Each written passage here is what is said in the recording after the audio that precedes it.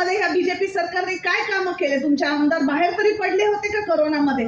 लोक मरत होती रस्त्यावरती आणि हे घरात आपले दारं बंद करून मला कोरोना होऊ नये म्हणून बचावून बसले होते. असे आमदारांना तुम्ही परत एकदा निवडून देणार का? जितेंद्र सारख्या तरुण पोराला जो कोरोनामध्ये असू दे किंवा इतर कुठल्याही विषय जेव्हा पेडणेकरांचा येतो तेव्हा निर्धारपणे तुमच्या बरोबर राहून उभा, कांद्याला कांदा लावून उभा राहतो, अशा मुलाला तुम्ही पाठवणार आहे विधानसभेमध्ये? हा तुम्ही विचार करायचा वेळ आलेला आहे. मी मतदारांना विनंती करतो, चुकून जरी तुम्ही MJP ला किंवा रेव्होल्युशन पार्टीला किंवा तुमच्या आदमानीला शिवसेनेला जर कदा तुम्ही मत घातलं त्याचा फायदा बीजेपीला होईल.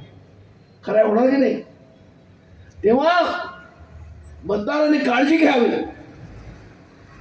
जर काँग्रेस उमेदवार निवडून असेल मी सगळ्यांनी काँग्रेस वोट दिली पाहिजे आणि तेव्हाच आमचे उमेदवार निवडून येणार. तुमच्या वोटामध्ये फटाफट झाली तर कटलाय. बीजेपीचा खेळ आहे. काही याच्या पार्ट्या बीजेपीला सामील आहेत आणि म्हणूनच काँग्रेसची मतं फोडण्यासाठी, सेक्युलर मतं फोडण्यासाठी हा प्रयत्न बीजेपी कडून होत आहे.